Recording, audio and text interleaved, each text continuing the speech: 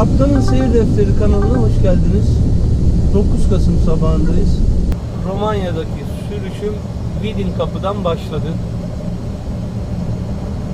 Nadla'ya kadar gideceğim. Oradan sonra saat durumuma göre Macar'a gireceğim. Orada günü bitireceğim nasipse. Şimdi tabi kahvaltı molası vereceğim uygun bir yerde. Kendi kendime şöyle bir karar aldım. Yani sessiz kalmak kabullenmektir mantığıyla bu kapılardaki aylardır süren tır şoförlerine yapılan eziyetin sebebini kimse anlamış değil abi. Tır şoförlerini söğüşlenmeye müsait enayiler olarak görüyor bazıları. Yani özellikle işte kapıların çevresindeki esnaf. Şimdi çok fazla telsiz programını dinlemiyordum. Geçen gün dinledim. Abi adam Hamzabeyli'nde berbere arkadaşının alması için bir evrak bırakmış. Bir zarf ya da bir kağıt. Ondan sonra arkadaşı geliyor. Evrağı alıyor. Evrağı alan kişiden berber 100 lira para istiyor. Ne o? Evrağı orada ondan aldı, ona verdi. Sen ne yapıyorsun ya? Burada yapılır mı o iş? Geri zekalı dolu. Ya da işte oradaki lokantadan insanların şikayetleri, yemeklerin içinden çıkan yabancı maddeler. Çok mecbur kalmadıkça ben yemiyorum.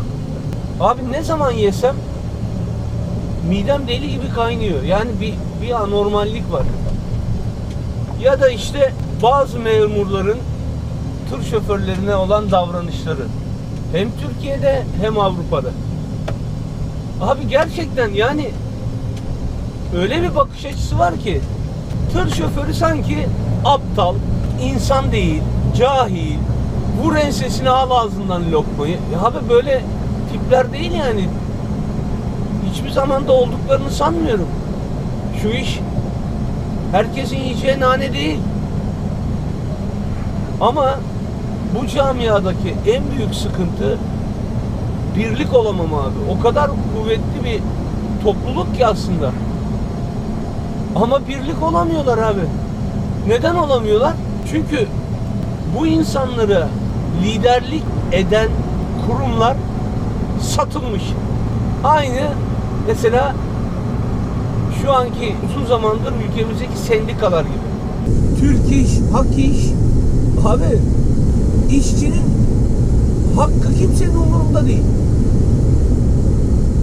Sanki herkesin derdi hiç ölmeyeceklermiş gibi şahsi menfaatlerle o koltuğa zımbalanmış, yapıştırılmış gibi hareket ederek ayda yılda bir çıkıp efendim açlık sınırı bu kadar oldu. Yok efendim işçinin hakkı biz masaya ya masaya oturdun da bugüne kadar ne aldın? İşçi için, emekli için ya arkadaş bitmiyorsunuz ya. Tipine yan. Neyse şimdi o sendika hikayelerini geçeceğim. Şoförler odası var abi. Ya bak Facebook grubunda sadece Hamzabeyli kaptanları mı öyle bir grupta 43.000 kişi var abi. Camia yani transport camiası inanın bana ciddi bir ilçe nüfusuna sahip. Ama birlik hak getiren. Öyle olunca da işte birileri diyor ki bu kadar uzun saatler bekleme sürelerinin sebebi işte anlaşma yapmışlar şunlarla bunlarla. Orada şoförler çabuk girip çıkarsa para bırakmıyor, alışveriş yapmıyor. Abi sanki dağları denizleri bağışlıyorlar şoföre. İnsanlar da kendi çaplarında boykot yapıyor. Atıyorum işte ben diyor lokantada yemek yemem diyor. Ben o berberde diyor tıraş olmam diyor. Parka giriyorum diyor. 500 lira para veriyorum diyor. Bir kere sıcak suyla yıkanmadım diyor. Abi günah değil mi ya? Bu insanların canı yok mu ya? Ondan sonra şoför dendiği zaman akla kötü kokan, saçı sakalı birbirine karışmış insanlar. Sen o insana insan gibi görüp öyle bir sosyal tesis sunmuyorsun ki. Hiçbir yerde verdiğimiz paranın hakkını alamıyoruz abi. Hiçbir yerde. Dolayısıyla bu ne kadar duyulur? Duyulur mu? Selçuk Tepeli nasıl her akşam ana haberde bu söz verilip de tutulmayan mağdurların dile getiriyor. Yok işte emekliler, yok 3600 ek gösterge, yok asker ve polislerin askerlik borçlanması gibi. Ben de abi belli aralıklarla bu bize reva görülen davranışın yaşadıklarımı, duyduklarımı aktaracağım. Olur da belki biri insafa, vicdana gelir ki hiç umudum yok. Yani umudum bittiği yerde hiçbir şey olmaz ya. Gerçekten hiç umudum yok. Ama yine aynı lafa geleceğim. Biz bize yapıyoruz abi. Eğer ki birlik olabilse bu camia, her camia için geçer. Doğru kişilerin yönlendirmesiyle kanunlara uygun hareket edebilse, yemin ederim alamayacağı bir şey yok. İşte emeklilerde olduğu gibi. Çıkıyor bir tanesi 17.000 lira maaşla ben hem kira veriyorum diyor, hem diyor çok da güzel yaşıyorum diyor. Abi sen kendine o köle zihniyetiyle o fakirliği, açlığı reva görüyorsan söyleyecek bir şey yok. Onun için videolarda böyle ara ara mümkün olduğu kadar çok galeyana gelmeden, ceyran kaçırmadan bu sıkıntıları dile getirmeye çalışacağım. Ola ki biri duyar. Ya abi 30 saat bekledim ya. 30 saat. 30 saat ya. Dışarıda beklediğim süre hariç. Günah değil mi abi ya? O kadar süre bekliyorsun. Ondan sonra tescilin oraya gidiyorsun abi. Tescilden bir geçiyorsun, mazotta araba yok. Yani bu dediğimi işi bilenler biliyor. Yani tescil yaptırıyorsunuz sırayla. Tescilden sonra mazot sırası oluyor.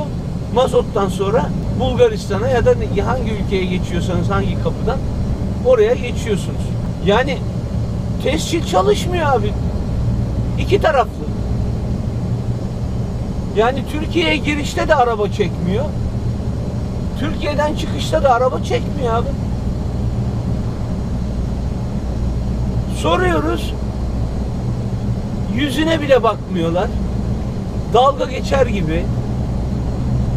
Ya arkadaş, bu kadar bir meslek kıymetsizleştirilir mi ya? Bir insana, insan olduğu için en azından saygı gösterilmez mi ya? Konuştuğun insanın yüzüne bir bakmaz mısın?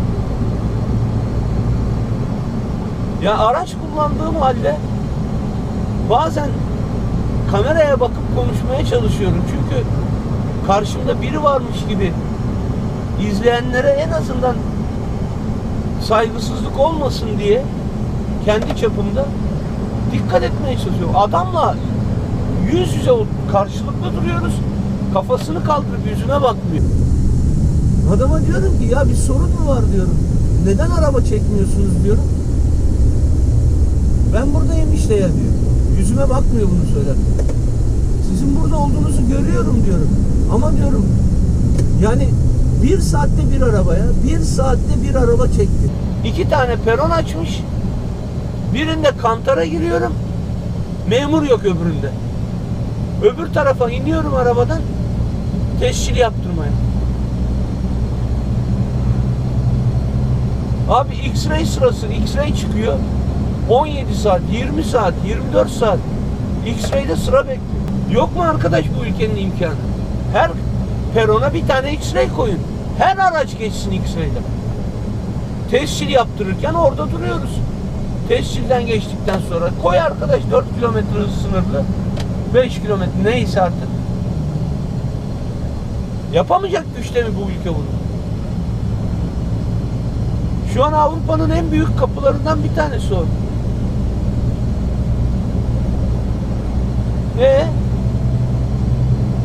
Kendi saltanatları için para harcamayı biliyorlar. Hoş lan. Kaçan kere? Tipine anladım. Ya şu an toplanan vergilerin tamamı aldıkları borçların faizine gidiyormuş ya. Üretim her geçen gün yok oluyor. Geçen haberlerde işte 160 tane tekstil firması bir yıl içinde ülkeden ayrılmış.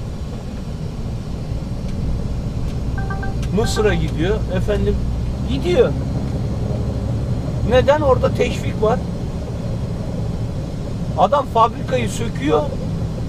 Makineleri parça parça karayoluyla, deniz yoluyla ülkenin dışına çıkarıyor. Tamam, herkes sussun. Herkes sussun, konuşmasın. Bunlar da istediği gibi atını oynatsın. İstedikleri bu. Vallahi yok öyle ya. Bak yarın 10 Kasım. Kendi koltuğu davasına bebek katiline kurucu önder diyenler yarın 10 Kasım'da Atatürk'ün huzuruna çıkmaya yüzleri olmadığı için bahaneler uydurarak yine gelmeyecekler. Yarabbim, küçücük köpek. Bugün pazar tabii. Ben hiç bu kadar yolları boş görmedim. Genelde pazar günleri sürmüyorum ama işte ayın 5'inde evden çıkıp 7'sinde Bulgar'a girince 2 günde böyle oluyor. Ki bu da iyi ha. Yıl sonu geliyor. Dozvola bitti diyecekler. Günlerce insanlar orada dozvola bekleyecek. Her sene aynı şey. Arkadaş günah değil mi ya? Hiç mi acımıyorsunuz? Yani tamam oy olarak görüyorsunuz her şeyi. İnsan olarak görmediğinizi anladık. Ama bunlar da yani bu çektikleri çilenin karşılığında sandığın başına gittiğinde bunları unutmamalı. Bunlar akıllarına gelmeli yani. Gelmiyorsa çok daha kötülerini kendine reva görüyor demek.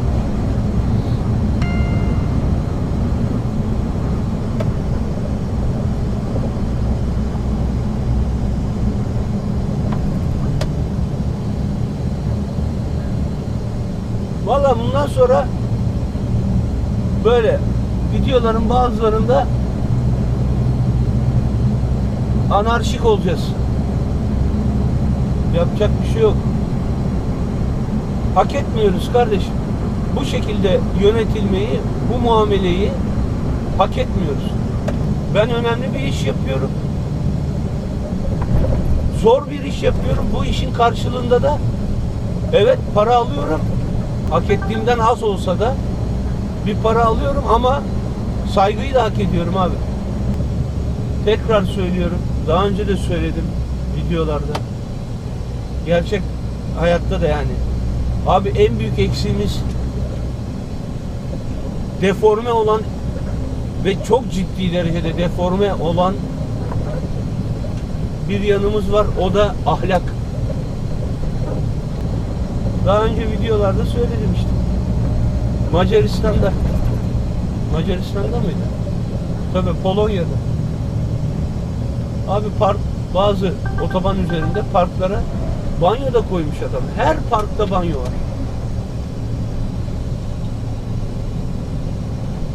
Ve gidiyorsun pırıl pırıl. Bizde yok. Olanlar da ahır gibi.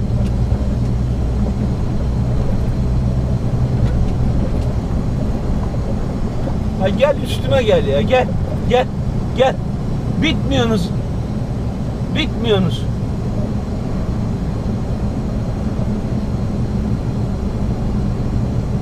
600 metre sonra düz git. Gerçekten küfür edeceğim, olmayacak. Abi ben nereye kaçacağım? Geliyor. 300 metre sonra düz git. Bu Biraz şeyden kaçırdım bu videoda, biraz sinirlendim ama abi hak etmediğimiz muameleye maruz Düz git. kalıyoruz. Metre. Bunu yapan memur o memurluk makamına gelebilmek için neler neler yapıyor. Geldikten sonra da hakkını vermiyor abi. Olmaz. Benim hakkım haram. Haram abi, ben haram mı diyorum? Helal etmiyorum. Benim hakkım haram olsun.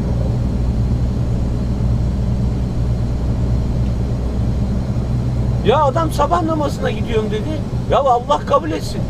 Abi bir saat sabah namazı kaç rekat? Bir de Allah'ın adını kullanarak Allah'a suçunu ortak etmeye çalışıyor. Allah ile aldatmaya çalışıyor.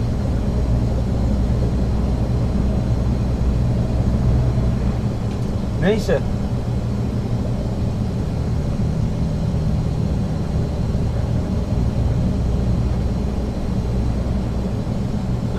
Vallahi.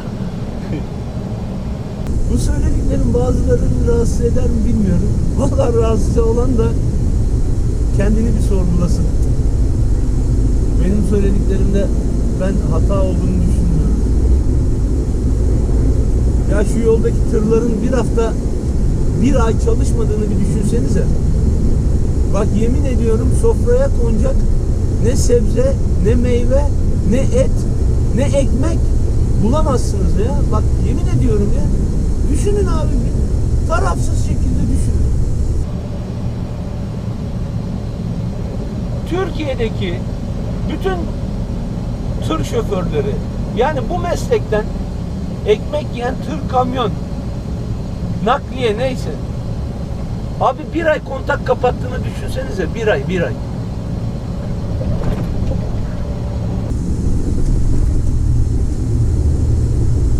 Bu videoyu böyle bitireceğim.